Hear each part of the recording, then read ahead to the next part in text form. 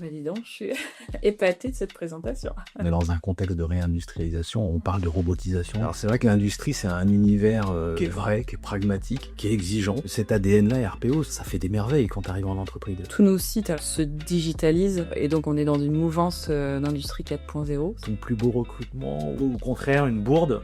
Ouais, tu vas pas me méfier avec ça. Est-ce que tu te souviens d'un moment où tu as dû dire quelque chose que personne n'osait dire? Faut réussir à donner confiance. La féminisation des métiers de l'industrie, ça fait partie aussi de nos objectifs. Si je croisais une femme qui n'était pas attirée par l'industrie... Qu'est-ce que tu leur dis? Les jeunes veulent du sens et l'industrie, c'est du concret. Bienvenue dans Vision Terrain, le podcast signé La Draft, où les voix des acteurs et actrices de l'industrie résonnent pour faire bouger les lignes. Isabelle, bonjour. Bonjour Alex. Écoute, ravi de t'avoir dans ce nouvel épisode de Vision Terrain. Donc aujourd'hui, c'est moi qui viens à toi, un petit Rémois que je suis. Je suis dans ton fief à Lyon. Et comme on se disait tout à l'heure, je prendrai le temps de visiter cette belle ville. Donc écoute, en tout cas, vraiment ravi. Je sais que tu as un agenda qui est assez bouqué. Et donc merci d'avoir dégagé du temps pour ce moment. Et puis j'espère qu'on va passer un bon moment. Donc l'idée... Ouais, et l'objectif vraiment, c'est vraiment d'échanger parce qu'on fait le même métier depuis un moment. Oui. Et donc l'idée, c'est vraiment de savoir, de comprendre qui tu es, ce que tu fais, et puis de permettre aux gens qui vont nous écouter, nous regarder, de partir avec des... Parce que moi, j'aime bien quand on apprend des choses. Ouais. Donc voilà, donc j'espère que tu vas pouvoir nous apprendre plein de choses de par ton quotidien. Alors forcément, un podcast, ça commence toujours par la traditionnelle présentation de l'invité. Alors moi, ce que je te propose, tu ne fais rien. Okay. C'est moi qui vais te présenter. Parfait. Voilà. Donc, comme je dis, tu as droit de vie ou de mort sur son présentation. Donc voilà, j'ai un petit peu travaillé et puis donc je te propose de te présenter. Ok. Alors, recruteuse de cœur et dans l'âme, j'exerce ce métier passionnant depuis plus de 15 ans et toujours avec cette envie d'apporter ce petit plus à mes managers et à mes candidats. À Lyon, ma chère ville des Lumières, je fais mes premières armes dans le conseil. Et avec le recul, j'ai eu beaucoup de chance, car j'ai côtoyé des professionnels aguerris et des process reconnus et solides.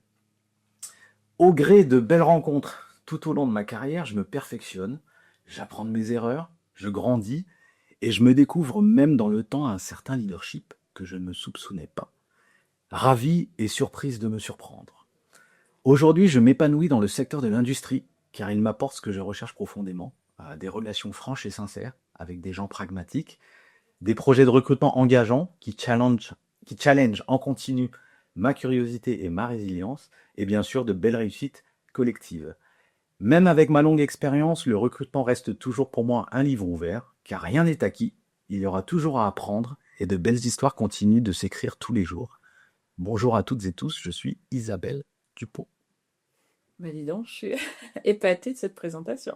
Est-ce que je suis dans le vrai? Ah oui, C'est vrai? Ouais, c'est un beau résumé, effectivement. Bon. Mais les mots sont bien choisis. Ouais, écoute, je les ai choisis pour toi, sur la base de nos premiers échanges. De la préparation. Ouais. Mais voilà, on se connaît pas en quoi, mais on a échangé un petit peu, et puis voilà, j'ai senti que je décrivais la bonne personne. C'est très bien, ouais. Voilà. Merci. Eh ben super, c'est parti. Alors écoute, moi je te propose de te poser un certain nombre de questions, et puis on va vraiment échanger librement.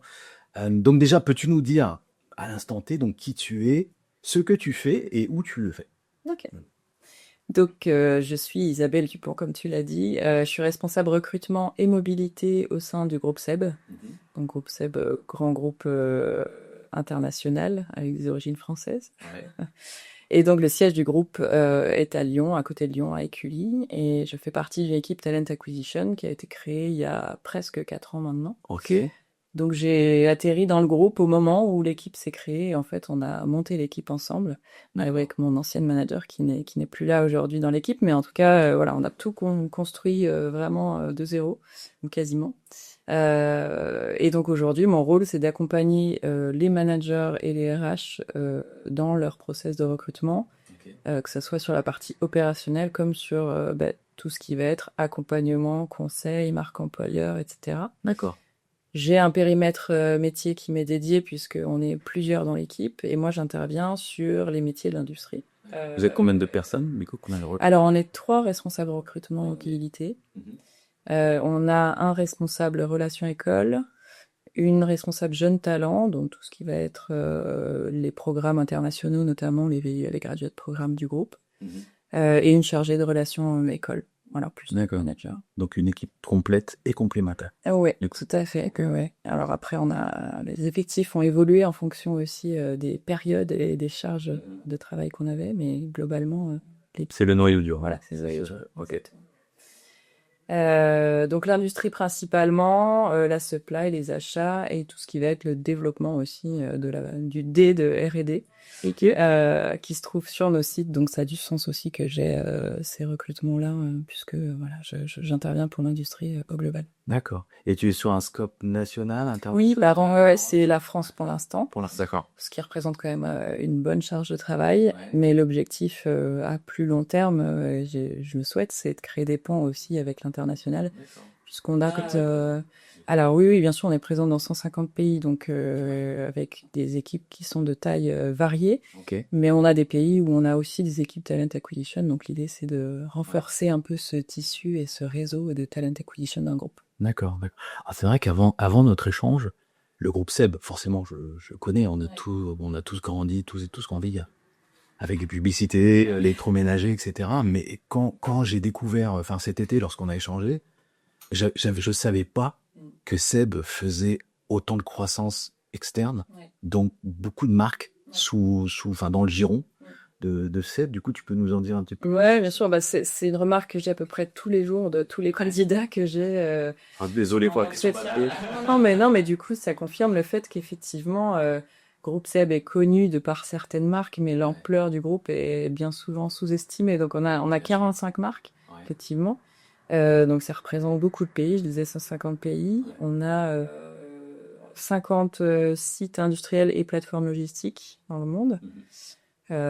32 000 collaborateurs en monde, à peu près 6 000 en France. Donc oui, c'est belle réussite à la une France. très belle réussite. Ouais. Super. Alors moi Seb aussi. Alors j'en avais entendu parler, mais j'ai pas encore creusé la question. Je sais que vous êtes très orienté sur l'industrie 4.0. On peut même parler de factory au sein de Seb. Donc du coup, c'est pour y faire quoi exactement? Enfin, est-ce que c'est ton scope déjà? Ça fait. Alors oui et non. Dans la question, c'est mon scope. Oui et non. Évidemment, ça fait partie de l'industrie. Donc j'ai recruté pour cette branche de l'industrie, effectivement, pour ces compétences-là. Tous nos sites, alors en tout cas en France, se digitalisent et donc on est dans une mouvance d'industrie 4.0, c'est certain. Notamment sur nos sites les plus gros, je pense à notre site de Rumi pour la marque Tefal, où là on est à peu près à 1800 personnes. Et maintenant, j'ai pas encore, si tu veux, en termes de volume, recruté énormément massivement sur cette branche-là, mais on a de toute façon aussi au sein du siège une équipe vraiment performance industrielle dont le 4.0 fait partie. Et c'est intéressant parce que pour nous, cette équipe-là, c'est vraiment des viviers de talents potentiels pour nos usines derrière. Donc ils interviennent sur différents types de projets, dont la digitalisation des outils et le 4.0. Je trouve que c'est un message fort parce qu'aujourd'hui, enfin, comme tu le sais, on est dans un contexte de réindustrialisation. On parle de robotisation, dans un type d'automatisation. Et du coup, cette stratégie 4.0, elle fait partie de cette attractivité de notre industrie. Et c'est vrai que j'observe que vous y êtes depuis un moment. Donc, vous êtes proactivement engagé dans cette démarche-là. Ouais, proactivement dans l'industrie 4.0. Et puis, dans le Made in France aussi, on a beaucoup en ligne qui ont été maintenus en France et puis d'autres qui sont revenus en France. Je pense à notre site de Vernon pour la Macroventa qui fabrique les aspirateurs. D'accord. L'année dernière, en début d'année, on a une ligne qui est revenue en France. Donc c'est vrai que j'avais eu un échange avec un jeune étudiant là, qui avait fait une thèse dessus, et c'est vrai que la relocalisation, c'est quelque chose qui se fait. Alors j'ai l'impression que ça se fait pas forcément dans tous les secteurs où ça implique beaucoup de coûts, beaucoup de matières premières, des choses comme ça, mais il y a eu beaucoup de réussites. Et donc SEB fait partie, vous êtes dans cette tendance-là. Oui. Il n'y a que des beaux messages aujourd'hui là. Oui, donc, vous voyez, chez SEB, c'est bien. Voilà, alors, excusez-moi, voilà, je pouvais pas me retenir, je suis désolé. Et donc du coup, toi, l'industrie, donc tu es chez SEB depuis presque 4 ans. 4 ans, ouais. C'est ça, 4 ouais. ans, Donc l'industrie pour toi, une évidence? Ça l'a pas été tout de suite parce que effectivement au début quand je recrutais dans mon petit cabinet lyonnais, je recrutais tout type de profil pour tout secteur confondu et l'industrie c'était pas une évidence forcément. Mais je suis tombée dedans en travaillant chez Korn Ferry. Donc, Korn Ferry, gros cabinet de recrutement notamment, où j'étais sur la partie, la branche RPO, que tu connais, du coup, Connais le bien. RPO. Et j'ai commencé à travailler directement pour EDF, donc tout le parc nucléaire français, à recruter des ingénieurs cadres du parc nucléaire. Alors, des problématiques différentes, puisqu'à l'époque, EDF attirait énormément. Donc, bon, on recrutait assez facilement, j'ai envie de dire. Là, on parle il y a une dizaine, douzaine d'années à peu près. Ouais, c'est ça, bah 12 ans, ouais, plus de 12 ans. Un peu plus. Mais voilà, c'était assez facile d'attirer sur les métiers d'EDF en tout cas. Ok. Et puis après, j'ai découvert d'autres industries, gros fleurons aussi de l'industrie française, comme Renault, pour lequel j'ai travaillé pendant 2 ans et demi. Ok. Ah, donc c'était du RPO vraiment immersif Ouais. pour le coup. Tu y as Ouais. été pendant plusieurs années, quoi. Ouais, c'était des gros volumes et des contrats qui pouvaient durer effectivement un certain nombre. Des recruteuses internes, quasi. Oui, quasiment. Alors, la seule petite frustration, c'est qu'on n'était pas chez eux. On travaillait directement Dans les bureaux de. Ouais. dans les bureaux de Korn Ferry. Donc, c'est un peu frustrant parce que tu vois pas tout, évidemment. Donc, on faisait beaucoup d'allers-retours chez eux, mais voilà, on avait un pied dedans, mais pas totalement. Ouais. Mais bon, voilà, c'est vrai que Renault, ça m'a permis de découvrir vraiment une industrie forte française en plus. Et là, ouais, je crois que c'est ça qui m'a vraiment. Ça a été le déclic. Ça a été le Tu déclencheur. t'es dit, je suis dans mon élément. Clairement, le relationnel que je peux avoir avec tous les managers de tout niveau, je me suis dit oui, c'est l'évidence là. Ah bon. Oh, mais merci Renaud. Voilà. Merci. Pour Isabelle. Ok. Et après Renault, tu as encore eu d'autres. Oui, bah, j'ai eu d'autres projets, alors un peu moins longs, mais j'ai travaillé pour Siemens notamment. Ouais. Mastodonte. Mastodonte aussi, pareil, une approche très humaine. Enfin, moi, j'avais beaucoup apprécié les relations que j'avais avec eux. Et une autre entreprise, peut-être moins connue du grand public, qui s'appelle Diversey. Ouais. Diversey. Diversey, oui, c'est vrai que je le dis à la française, mais c'est Diversey. Par contre, je vois le logo, mais je sais plus exactement ce qu'ils font. Alors, ils fabriquent des process et des produits pour le nettoyage pro, notamment le nettoyage industriel, des lignes, etc. D'accord. Donc un marché un peu niche, mais donc intéressant parce que une autre découverte, effectivement, rien à voir. Mais ça a été moins un effet waouh que sur Renault et Groupe Seb, où là vraiment Groupe Seb, bah, en plus je suis rentrée dans l'entreprise, je suis rentrée chez un client final, donc c'était pour moi une ouverture de porte pour découvrir encore plus largement, quoi. Ah, c'est clair. Ok, intéressant. Alors du coup, Isabelle, on a un point en commun, toi et moi, c'est que on a un fort ADN conseil, on s'est forgé, bonifié à travers le conseil. En tout cas, moi, ça a été une école magnifique. Et est-ce que, enfin, effectivement, tu as fait toutes ces missions-là, mais moi, j'imagine que cet ADN-là, RPO, ça fait des merveilles quand tu arrives en entreprise. Enfin, je veux dire, t'es outillé, t'as le mindset qu'il faut. Enfin, pour toi, j'imagine que la greffe a été Oui. évidente, quoi. Alors, ça fait des merveilles. Je ne sais pas quoi demander à ni manager, mais effectivement, je pense que c'était aussi l'objectif de recruter des profils comme moi pour pour créer cette équipe. D'une part parce que je pense que j'avais un mindset, comme tu le dis, très câblé, objectif, suivi, ce qui n'était pas forcément le cas à l'époque quand je suis arrivée dans le groupe Seb sur l'activité recrutement. Et ça a apporté beaucoup, oui, parce que j'ai pu créer des outils de suivi, des outils de pilotage, et puis même dans le conseil aux managers qu'on accompagne, créer des documents, des process. Voilà, on a construit, quand je dis construit, c'est vraiment partir de pas grand-chose. D'accord. Donc vous êtes outillé en tant que, pour votre fonction recrutement, mais vous avez aussi accompagné les managers pour les immerger dans le process. Ouais, et puis on continue parce qu'on est en constante. Enfin, moi, j'étais tellement. C'est le défi du quotidien. Ouais, c'est le défi du quotidien, mais j'ai été tellement piquée par l'industrie que là, ça fait pas tout à fait un an, mais presque, que j'ai initié justement un projet Lean sur les process de recrutement. Okay. Donc ça fait écho à l'attrait que j'ai pour tous les métiers de l'industrie, mais c'était une évidence en fait, c'est de se dire, bah voilà, on a un process qui existe, qui tourne, qui fonctionne. mais on peut l'améliorer et on peut y apporter encore beaucoup de choses, quoi. Et c'est un lean maison ou c'est toi, de par ton Ouais. expérience, qui a développé ce... Alors, c'est un lean maison, entre guillemets, c'est-à-dire que je me suis aussi appuyée sur nos forces vives internes que je connaissais, qui travaillent sur site et qui ont, soit dans l'amélioration continue, soit dans les métiers de la qualité, pour m'auto-former sur des outils que eux utilisent dans leur quotidien. Super. Et donc, on a fait... Tu veux dire leurs outils en tant que technicien? Non, leurs outils d'amélioration continue. Ah oui, d'accord. Voilà, le CIPOC, les 5 POC, voilà, pour nous aider à refondre un peu, enfin déjà à comprendre notre process, identifier les points durs, se dire qu'aujourd'hui il y a aussi l'IA qui intervient et comment on peut comment on peut intégrer l'IA et tous les outils qui s'y apparentent dans notre process, comment on peut maintenant qu'on a un ciment et une base solide côté recrutement, comment est-ce qu'on peut continuer à accompagner les managers et les rendre plus autonomes dans leur recrutement. Enfin voilà, on a plein de projets autour de ça en ce moment. Donc là, vous êtes vraiment en phase de consolidation, de capitalisation. Enfin, vous devenez de plus en plus fort, au final. Oui, bah c'est ce qu'on essaye de faire en tout cas. Mais en équipe, enfin pas que le talent acquisition, c'est vraiment on embarque avec nous aussi toute la communauté des managers pour y arriver. Ok.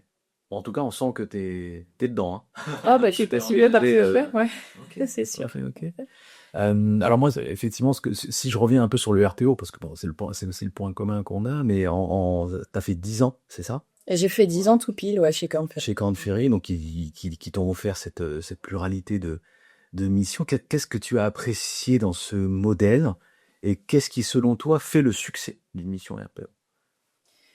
Alors, ce que j'ai apprécié, c'est évidemment la variété des missions proposées et le fait que ça soit dans la durée. S'inscrire dans la durée pour un client, c'est quand même important. Je trouve que ça permet de s'imprégner déjà de son mode de fonctionnement, de découvrir aussi, parce que je suis assez curieuse de nature, mais de découvrir des outils, des pratiques, des fonctionnements, s'en inspirer pour proposer à d'autres clients. Enfin, c'est vraiment la pluralité des comptes pour lesquels j'ai travaillé, parce que là on en a parlé de certains, mais il y avait donc voilà, j'ai eu des missions bien plus ponctuelles, mais qui ont été tout aussi enrichissantes.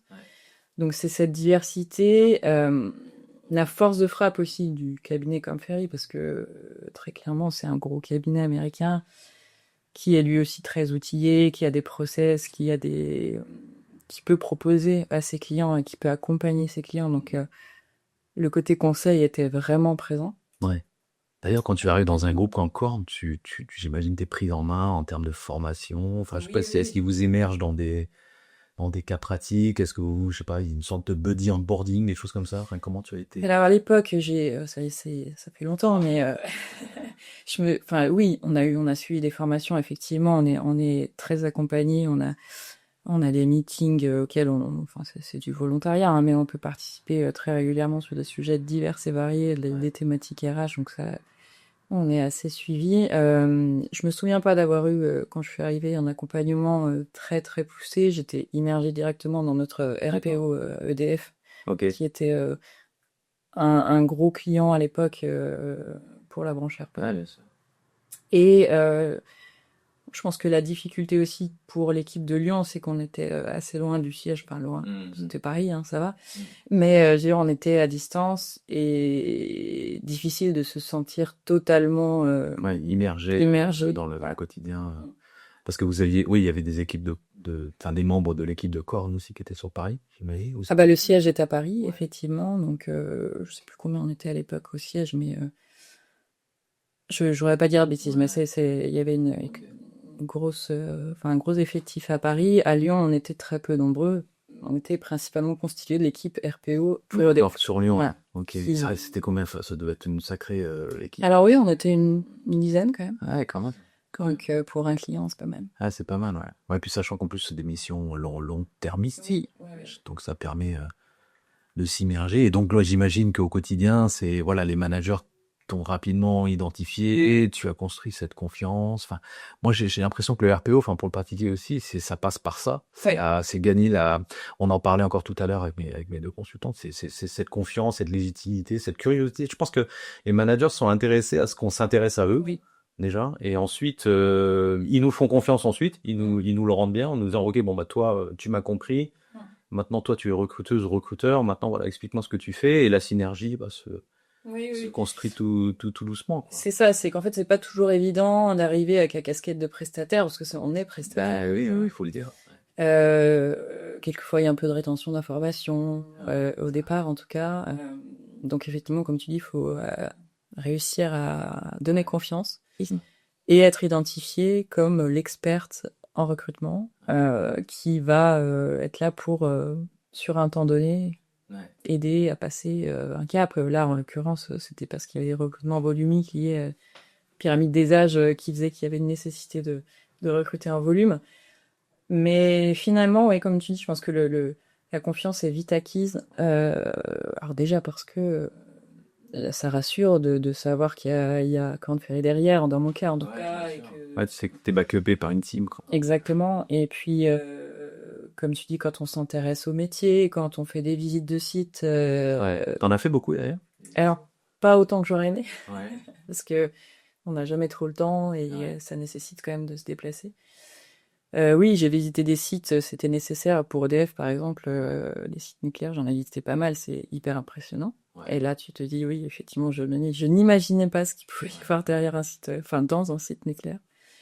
Et bah, ça fascine, enfin, c'est vraiment, on se dit que ce soit le site en lui-même ou les équipes qui participent à ça, il y a un niveau de compétence, d'expertise qui est énorme, quoi. Ah ouais. Et puis c'est surtout, ça apporte un œil plus affûté pour le recruteur. On voit au-delà du CV. Et puis, c'est ce que, enfin, toi, ce qu'on avait évoqué lors de l'enregistrement précédent, c'est, ouais, ça te permet de plonger, de prendre le jargon, d'assimiler, etc. Et ça, c'est apprécié par les gens pour lesquels on recrute et les gens qu'on recrute aussi, parce que c'est toujours une fierté de dire aux candidats, alors j'ai visité telle centrale, donc vous serez immergé dans telle équipe. Donc c'est vrai, ça apporte, l'industrie, c'est encore une fois, c'est du concret et ça rend tout de suite crédible lorsqu'on arrive à apporter ça aux candidats, quoi. Ok.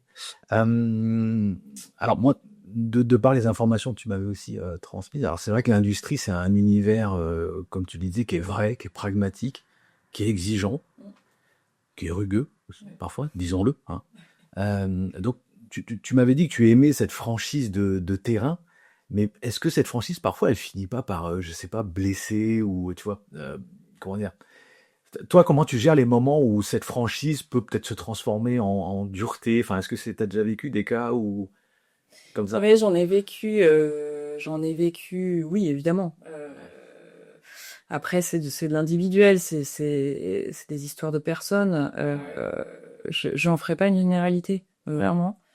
J'ai rencontré des personnes, effectivement, avec qui le contact a été difficile à installer, à instaurer, parce que peut-être pas confiance dans la fonction RH au global. Donc, Tu penses qu'ils partent déjà avec une sorte d'a priori, quoi? certains, oui. Et recrutement assimilé à la fonction RH, alors que moi, je considère que le recrutement, certes, fait partie des RH, mais c'est un métier à part quand même. Parfois usé par un contexte de site qui fait que contexte social ou autre, hein, mais c'est des choses qu'on arrive à comprendre. Et non, j'ai toujours réussi à m'en détacher. Alors évidemment, il y a des petits moments où on se dit mince, comment je vais me dépatouiller de ce recrutement, où j'ai un manager en face qui dit non à tout, qui est fermé, qui est obtus. Et ben c'est là où justement on se creuse les méninges et puis on va voir ce qui se passe ailleurs, comment on peut trouver des solutions qui vont lui parler aussi, parce qu'il faut se mettre à la place de l'autre et de se dire pourquoi il est comme ça, si je prends du recul, peut-être que je peux lui apporter autre chose, ou en tout cas lui communiquer différemment. Et j'ai jamais eu de blocage vraiment au point où je me suis dit allez, j'abandonne. Et selon toi, il y a une recette, justement, effectivement, on est tous tombés sur des managers. Alors c'est vrai que moi je le dis, on leur demande beaucoup. Moi je pars de l'idée que notre métier de recruteur, on est promoteur d'un projet, mais le vendeur c'est le manager. Donc lui, il a son quotidien, il doit livrer ses projets, il doit manager ses équipes, enfin il doit gérer aussi, je veux dire quand il y a un pépin en usine, etc. Il doit gérer plein de choses. Donc effectivement, nous on se doit d'être là pour lui dire, bah écoute, on te veut du bien, quoi. On est là pour t'aider. Donc toi, je sais pas, quand tu tombes sur ces managers qui justement ont un petit peu plein la tête et on arrive encore avec cette couche de recrutement, enfin toi, comment tu Comment tu arrives à gérer ça? Tu as eu ce type de situation ou pas? Ouais, j'ai eu ce type de situation. Il faut dédramatiser quand on sent que voilà, ça devient tendu. Il faut aller dans le sens de la personne aussi, et puis se dire bon bah j'avance, je fais un pas, et forcément à un moment donné il va revenir vers moi.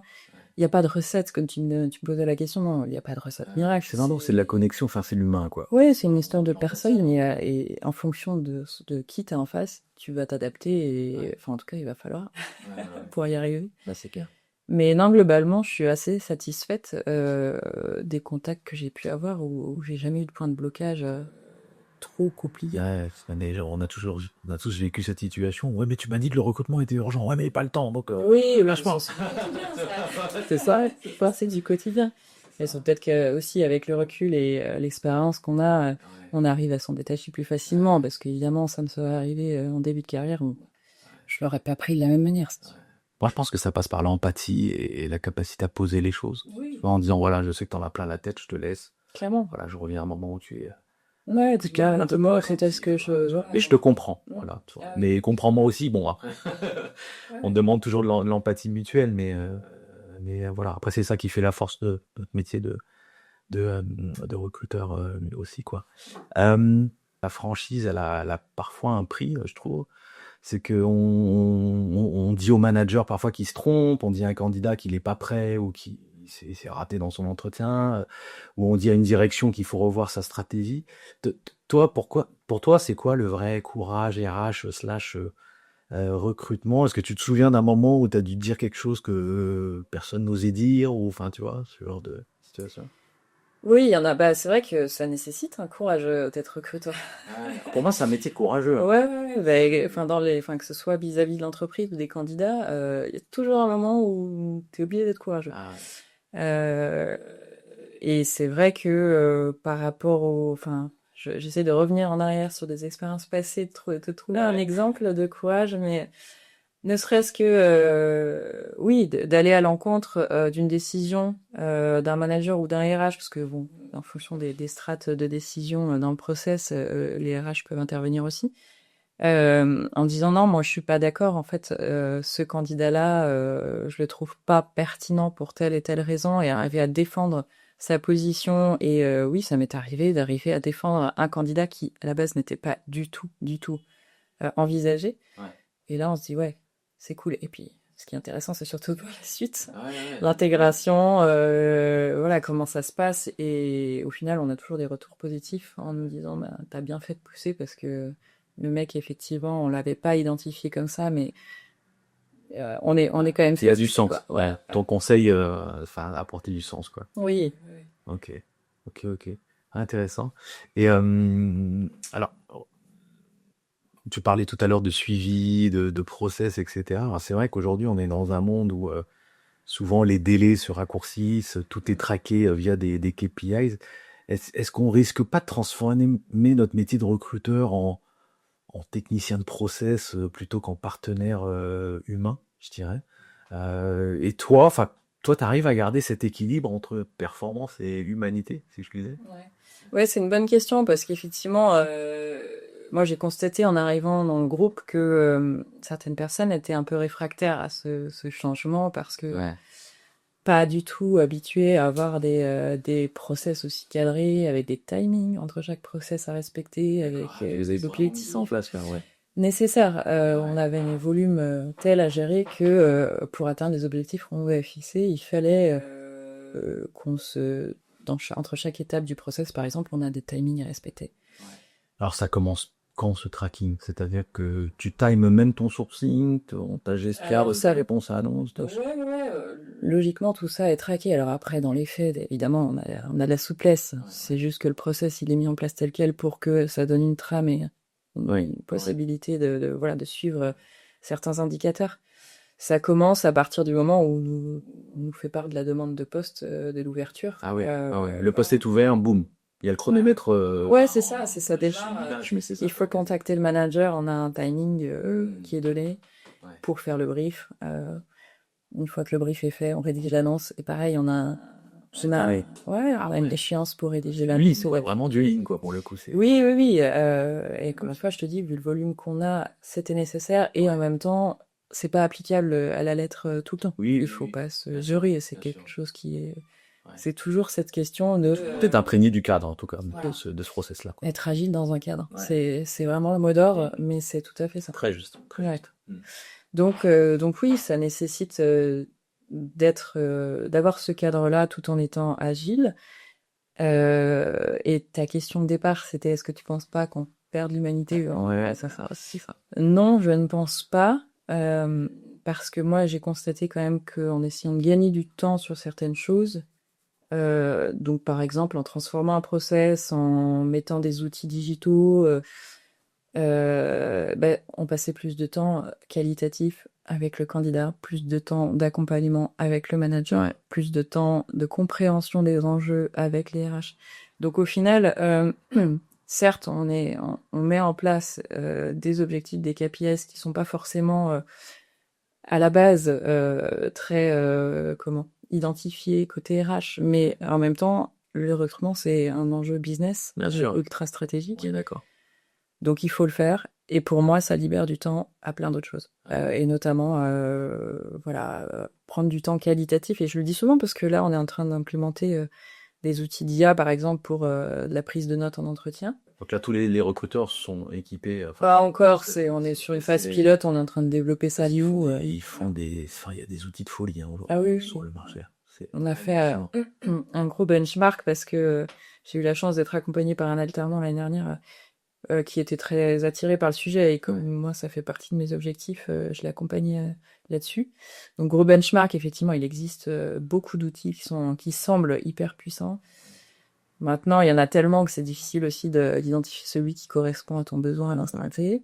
Donc pour l'instant, on a décidé de prendre des solutions qui sont maison, qui sont aussi implémentables rapidement avec les budgets. Que vous avez développé vous-même? Et alors que je dis développer, c'est on avait licence copilote par exemple, dès qu'on crée des agents copilotes. Ok. On essaye de faire des choses qui sont à notre portée, mais qui ont du sens et qui apportent beaucoup. Ouais, parce qu'aujourd'hui, déjà, moi, je suis bluffé par cette technologie-là de reconnaissance vocale, là, des prises de notes. Enfin, c'est vraiment hallucinant. Mais aujourd'hui, ils poussent même plus loin. C'est qu'une fois que tu as fait ton intake call avec le manager, l'outil te prend les notes et il va déjà commencer à te chercher des profils sur LinkedIn. Non, mais je sais, ça va très très loin. Ouais. C'est fou, quoi. Enfin, moi, je sais qu'il y avait c'est un outil et il m'avait pas prévenu qu'il le faisait, mais il a upgradé et je pense qu'il a voulu jouer l'effet de surprise et il avait commencé à m'envoyer des profils, j'avais pas compris et c'était, alors je dis pas que c'était 100% pertinent, Oui, mais certains profils que j'ai vus avaient du sens. Ouais. Donc l'IA, enfin il y a je pense qu'il y a une capacité infinie avec cette techno-là, mais je suis d'accord avec toi parce que effectivement l'IA va nous aider à absorber, automatiser les tâches répétitives, etc. Mais justement, pour nous dégager cette bande. Exactement. J'ai lu ta dernière newsletter sur Gentil, tu me fais plaisir. Et j'ai trouvé très pertinente et en phase avec ce que je pense aussi. Ouais. C'est-à-dire que... Et j'ajoute toujours ce truc, pour combien de temps? Oui. Parce que, encore une fois, c'est ce qu'on disait ce matin, c'est que les États-Unis, qui sont très très en avance sur ces sujets, enfin ces sujets viennent de là-bas généralement, ils mettent des milliards sur la table et ils ont les meilleurs ingénieurs, ils ont les meilleurs génies du monde. Ça, enfin, à l'instant T, on a un avis à l'instant T, mais c'est une technologie qui avance tellement vite, qui se s'auto-corrige à une vitesse, enfin, c'est une question de millisecondes, quoi. Ah oui, ça donne un peu le temps. Voilà, par exemple, la semaine dernière, enfin, j'ai eu un acteur qui m'a envoyé un message, et au lieu de me dire, viens, on book une démo dans Calendly, il m'a envoyé la démo directement, il fait, tu cliques dessus, il y a la démo, donc je t'embête même pas pour te présenter le truc, tu verras par toi-même, tu vois, et c'était un outil de précal. Et la personne interrogée a joué le jeu, quoi. Tu vois. Bon, après, c'était des postes, on va dire, low management. On sentait que l'IA, la fluidité n'était pas parfaite, tu vois. Mais bon, l'outil a le mérite d'exister. Et puis, encore une fois, ça va s'auto-itérer, jusqu'à, je pense, atteindre quelque chose de sympa, tu vois. Donc, vraiment, ça commence à grappiller. Mais encore une fois, ça va dégager la bande passante. Mais justement, c'est ce que tu disais dans ta newsletter, c'est que ça transforme le métier. Ouais. Ça n'enlève en rien le côté validation, vérification de toute façon de tout ce qu'on va faire avec ces outils-là et rendre plus qualitatif l'accompagnement qu'on peut apporter à nos partenaires. Ouais, c'est sûr, c'est sûr. Alors moi, j'avais eu un échange, c'était il y a 3 semaines, je crois. C'était avec un développeur et puis on se demandait, l'intérêt de développer un MVP, avec l'IA, des choses comme ça, tu vois? Et c'est là que l'analogie, elle était intéressante. Il me dit: «Mais tu prends un codeur et il va utiliser l'IA, il va utiliser Claude, par exemple, qui est super connu pour, ça». Il me dit: «Claude va faire le boulot, mais il faut une autorité de compétence pour relire le code». Parce que généralement, l'IA peut te faire un code qui est pas propre, vraiment pas beau, mais derrière, il te faut une autorité pour relire, le code, tu vois? Donc j'ai l'impression que dans le recrutement, on va aller vers ça. On va utiliser plein d'outils, mais tu as toujours une autorité qui va être là pour dire: «OK, bon, bah, la campagne, je la valide, le sourcing, c'est bon», et Ouais. cetera, tu vois? Donc j'ai l'impression Peut-être que que dans nos équipes, on n'aura plus de chargés de recrutement, on aura des codeurs. c'est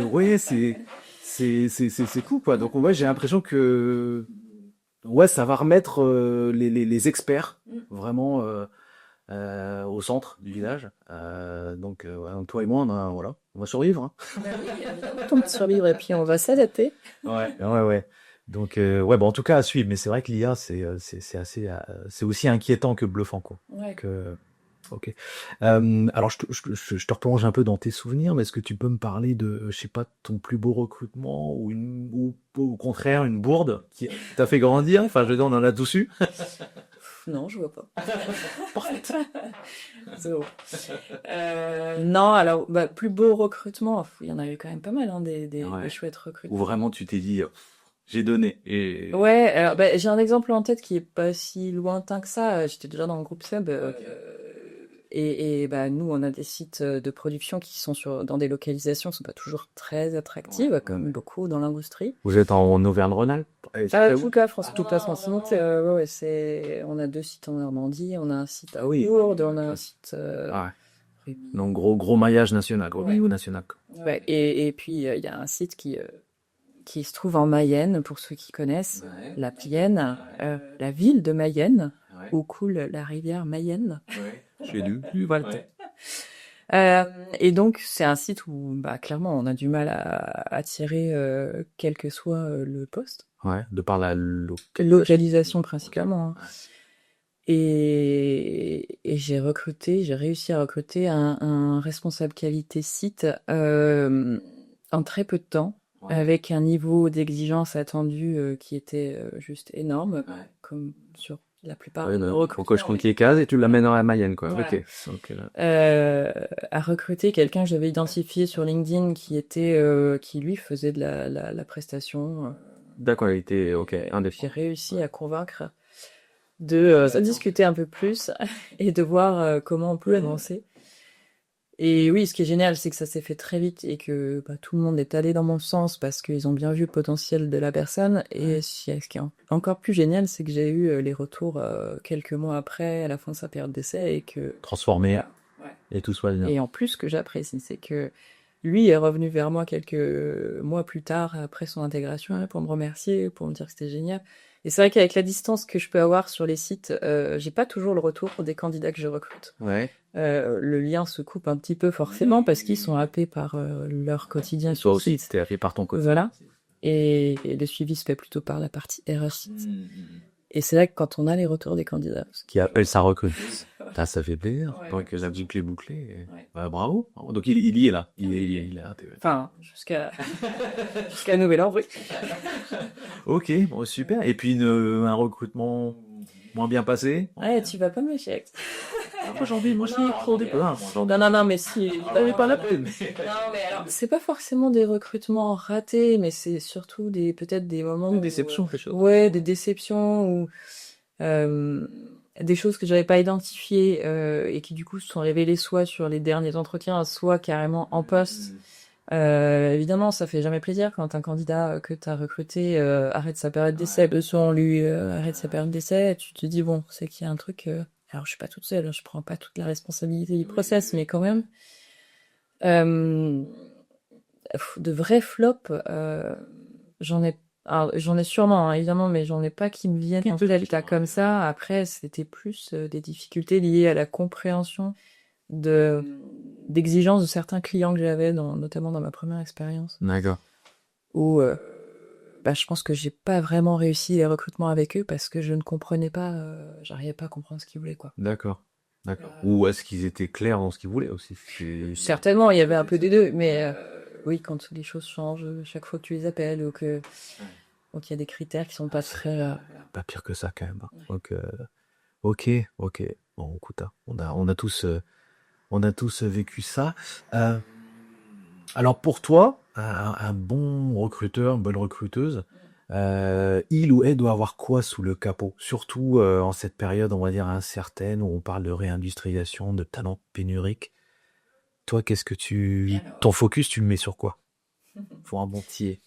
Je pense que j'en ai déjà parlé, mais la curiosité, ça semble anodin, mais en fait, Quel grand C, je suis d'accord. la curiosité en premier parce qu'il faut s'intéresser à l'autre, en fait, à la fois à ton manager et à ses enjeux d'équipe, ses enjeux plus globaux, à la fois au candidat. Donc, curiosité, c'est vraiment creuser, s'intéresser à la personne que tu as en face de toi. Pour moi, c'est essentiel.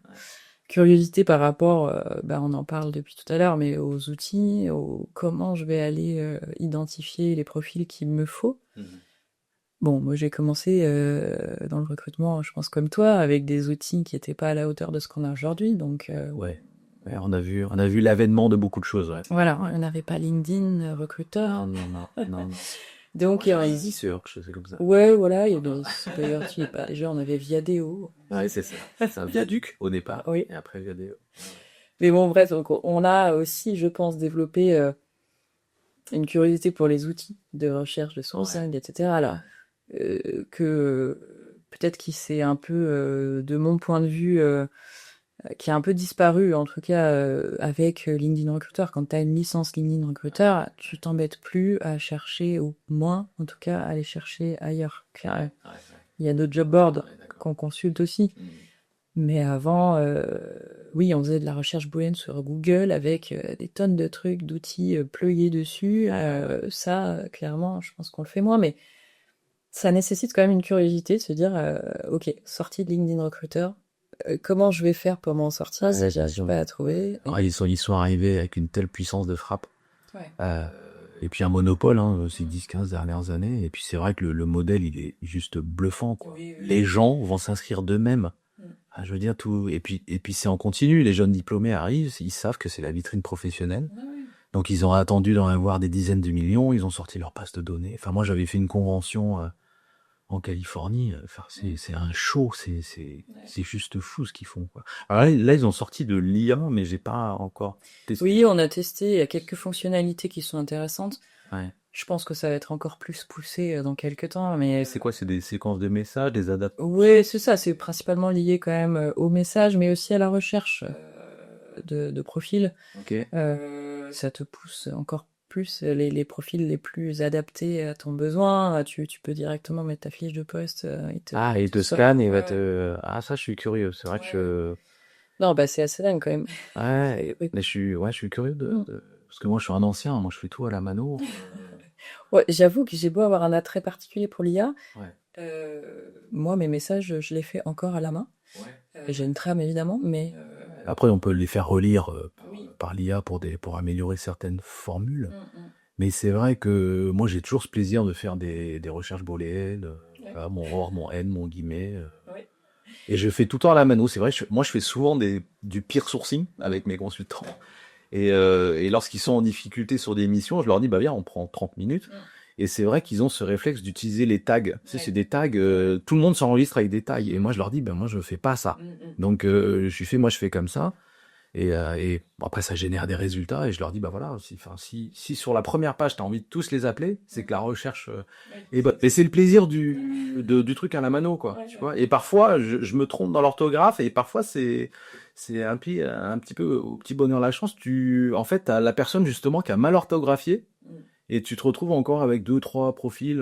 Oui, ça tourne encore à d'autres. Ouais, ça tourne à d'autres choses, quoi. Donc, ouais, c'est ça. Et toi, du coup, alors, on a fait le recrutement, on a commencé le recrutement dans les années 2000. Toi, il y a des choses qui te manquent du passé, où tu te disais, oh, c'était mieux avant, ou même s'il y avait tous les outils qu'on a et qui nous boostent et qui nous augmentent, entre guillemets, il y a pas t'es pas un peu nostalgique de certaines choses, process? J'avoue que non.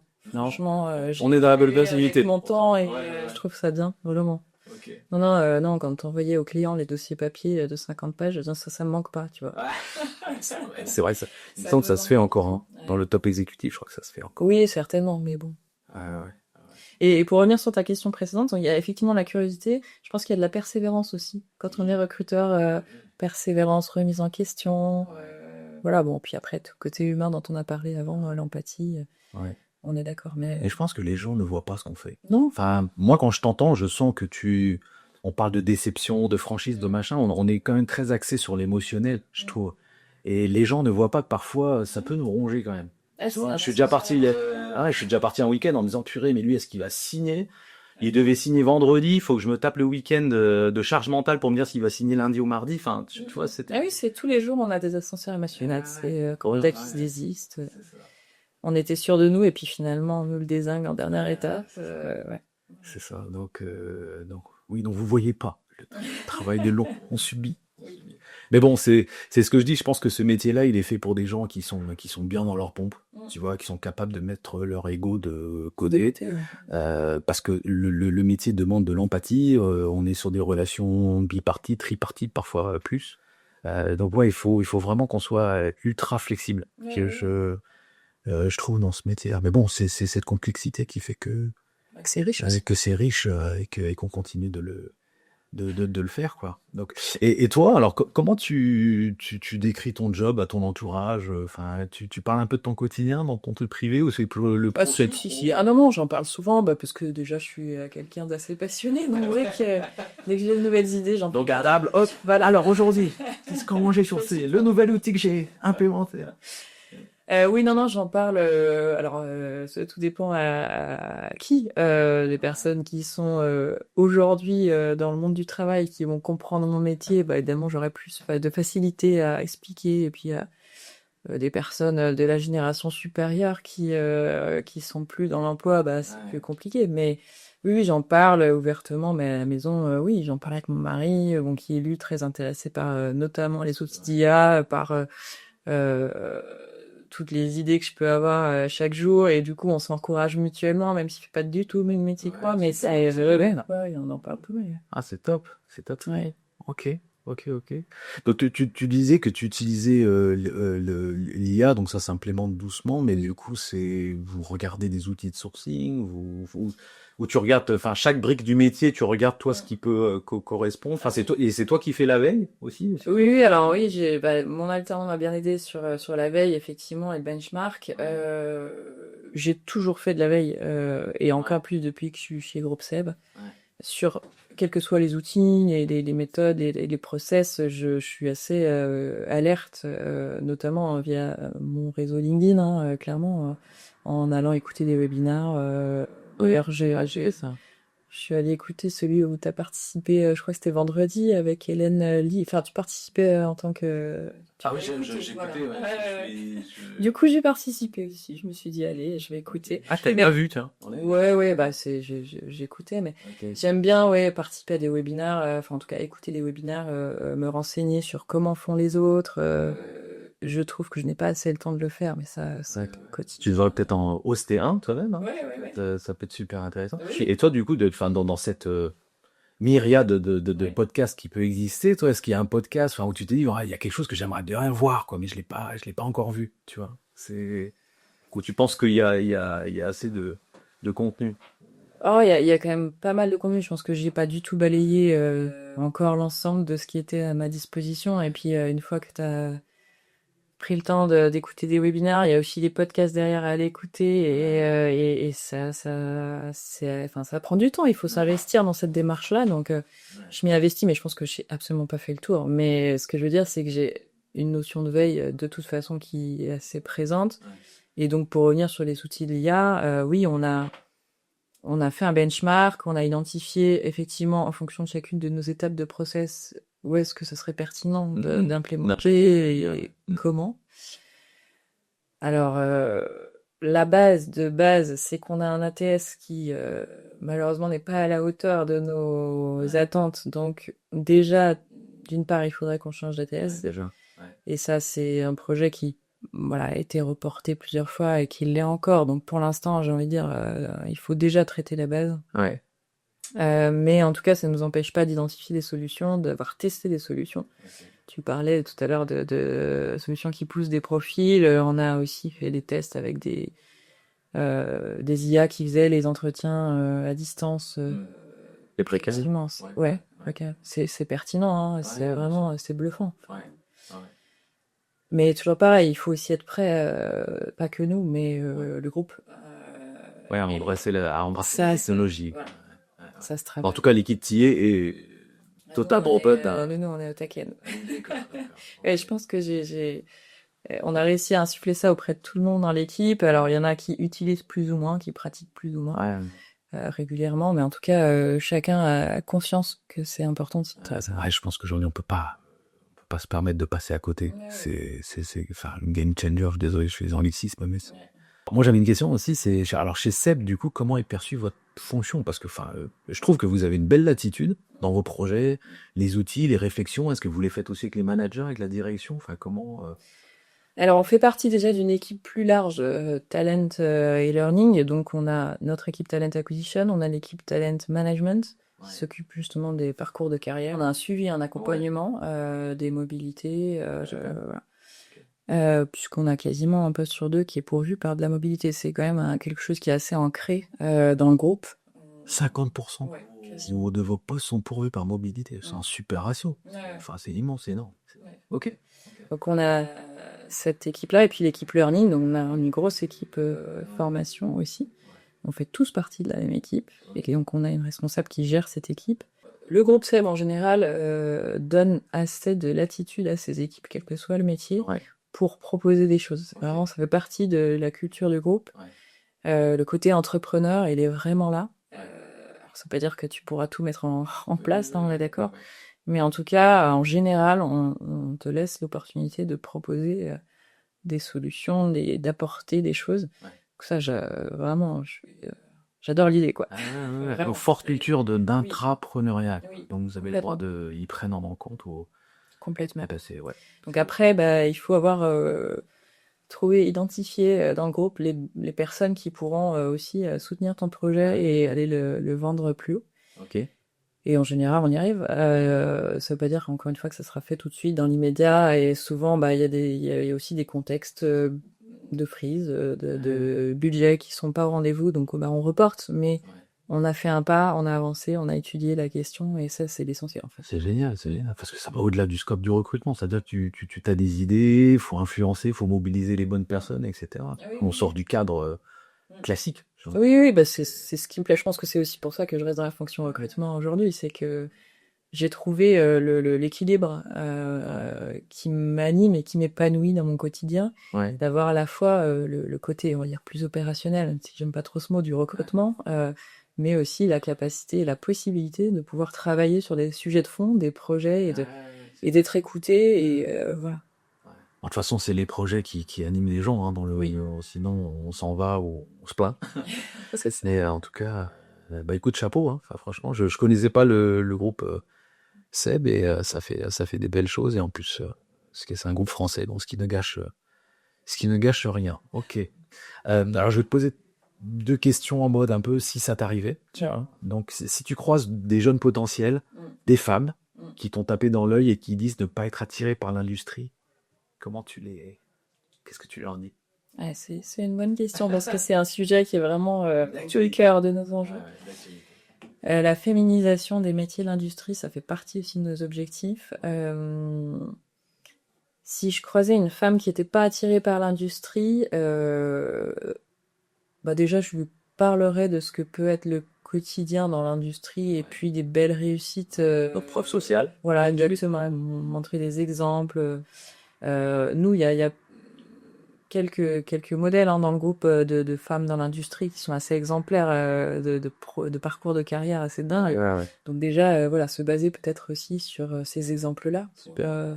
Et elles peuvent intervenir aussi. Enfin, vous faites des événements pour les jeunes. Oui, bien sûr. C'est ce que je dis. On a un responsable relations école. On fait beaucoup de forums. On a des écoles partenaires, que ce soit ingénieurs ou écoles de commerce. Vous dire des journées portes ouvertes usines, des choses comme ça. Oui. Et on a un site qui est juste en dessous de Lyon, vers Vienne.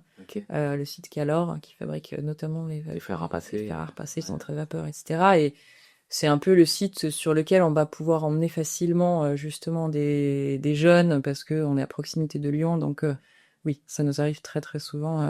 Et même en local, je parlais du site de Mayenne, ils accueillent évidemment dans l'objectif de séduire aussi les jeunes, mais J'ai peur. ils accueillent des Mais écoles. pour moi, c'est la bonne stratégie Oui, parce que c'est- les jeunes veulent du sens et l'industrie, c'est du concret. Donc les deux se rejoignent, quoi. Oui, Pour moi, oui. c'est donc. Mais il faut montrer, il faut Ouais. étudier, ouvrir les portes. Mais ça se vit, hein, l'indus, ça. On peut pas, même si on regarde des vidéos qui sont bien faites, etc. Enfin, je pense que ce qui fait la différence, c'est d'être sur site, quoi. Ouais. Pouvoir. Mais j'ai pour exemple ma fille Ça va. qui a 13 ans et demi et avec qui j'ai fait une visite justement de ce site-là, Keller, parce que porte ouverte, on avait invité. Et elle a été mais subjugue, elle n'imaginait pas ce que représentait l'industrie, un site de production. C'est génial. C'était presque un tourbillon pour elle de comprendre comment était fabriqué un produit, tous les process qu'il y avait derrière, toutes les compétences qu'il fallait pour sortir un fer à repasser, quoi. Ouais. C'est fou, ça me rappelle un échange que j'ai eu avec un monsieur là qui est très connu là dans la soudure. Il me disait, j'avais fait un événement dans une école et il y avait un groupe d'élèves et je leur ai juste posé la question, est-ce que vous savez ce que c'est l'industrie? Et je crois qu'il m'a dit, il y a un jeune qui a timidement levé la main en disant, ah mais c'est pas là quand on fabrique des choses? Tu vois, donc c'est ça, les journées portes ouvertes pour moi, ça va gommer cette méconnaissance. Je dis pas ignorance, c'est trop fort, mais cette méconnaissance, quoi. Donc, très bien. Donc, elle était fière de sa maman. Moi, tu recrutes les opérateurs, les techniciens. Ouais, ils ont bien compris l'objectif de mon travail et pour qui je vrais, quoi. Ouais. Si une personne a une mauvaise expérience en recrutement, il te dit, les recruteurs, moi, vous servez à rien. Je veux pas vous parler. C'est au manager que je veux parler. Le problème, il vient d'où, à ton avis? Quand t'as quelqu'un qui est un peu aigri. Le problème vient de vous. Et qu'effectivement, il a dû croiser un recruteur qui a peut-être pas les bonnes compétences. Voilà. Mais ça arrive. C'est pas grave. À nous de remobiliser cette personne-là en lui expliquant notre rôle et en redonnant confiance. C'est toujours la même chose. Mais oui, je pense qu'il y a certaines techniques de recrutement qui sont pas, voilà, les plus. Enfin, c'est vraiment un métier, alors qui s'apprend malheureusement pas à l'école, mais qui se construit en fait avec l'expérience et effectivement, Et avec les gens, et avec les gens, ouais, ils veulent accompagner. oui. Ça va, c'est. Donc on peut tomber sur des mauvais recruteurs et je comprends que ça puisse aussi. Alors, je te pose la question parce qu'aujourd'hui, moi, je trouve le métier tellement stratégique pour une société. Enfin, je pense qu'il faut aussi qu'on revalorise ce métier qui a été souvent considéré comme un métier de support. Mais moi, comme je l'ai dit avec mes associés, le sourcing, il commence dès la première approche. C'est dès le premier message. Tu es déjà en train d'onboarder le candidat. Qu'il soit à l'écoute maintenant, dans 3 mois, dans 6 mois, tu es déjà en train de l'onboarder. Donc, pour moi, on ne peut pas rater le recrutement d'un recruteur. C'est tellement stratégique. On a un rôle on a une responsabilité. Moi, je pars de l'idée que c'est un poste à responsabilité. Et comme tu dis, comme nos deux visions se rejoignent sur le fait qu'il faut déjà bien les sélectionner. Je pense que le marché, j'avais lu un article, alors je suis désolé, c'était le fondateur de Welcome to the Jungle, mais je sais plus son nom, mais qui disait qu'on partait de plus en plus vers un marché de précision. Les entreprises ne voudront plus du volume, du n'importe quoi. Donc, il va falloir qu'on soit précis dans nos ciblages, dans nos évaluations, mettre les bonnes personnes au bon poste et pour qu'ils s'épanouissent et qu'ils performent et qu'ils se développent. Mais ouais, je suis vraiment partisan de cette vision-là, quoi. C'est hyper important. Ok, écoute Isabelle, merci. J'aimerais terminer avec un quiz, mais c'est pas un quiz méchant, c'est pas une question pour un champion, hein. Mais je te propose 2 options, tu réponds très vite. Voilà, tout simplement. Puis après, si tu as envie d'abonder ou de t'argumenter, je te livre à toi. Alors, t'es plutôt scorecard ou au feeling? Scorecard. Ok. T'es plutôt post and pray ou non, je chasse le bon? Je chasse le bon. Ok. Avec les managers, toi, tu es plutôt laisse-moi gérer mon coco ou reste dans le cockpit, on pilote à 2? Ah bah reste dans le cockpit. Ok. Alors, tout à l'heure, t'as répondu, mais alors c'est ton candidat, effectivement, t'y crois, mais pas ton manager. Donc, Donc oui, au final, alors t'es plutôt team au final, c'est toi qui décides avec qui tu bosses ou je vais me permettre d'insister car tu te trompes peut-être. J'insiste, évidemment. Après, c'est toujours lui qui décidera. Mais j'aurais donné mon point. Ouais, mais je défends jusqu'au bout, oui. Et on parlait courage, donc je pense que c'est ça aussi, hein, c'est de pas, enfin je dis pas s'écraser, mais quand on croit, c'est ce que je disais, c'est ce que disait mon mentor, il dit on fait un travail de conviction. Oui. Donc quand on est convaincu, voilà, on va peut-être se planter ou quoi que ce soit, mais quand on est convaincu, on va être totalement en phase avec toi. Alors t'es plutôt staffé ou créer du lien?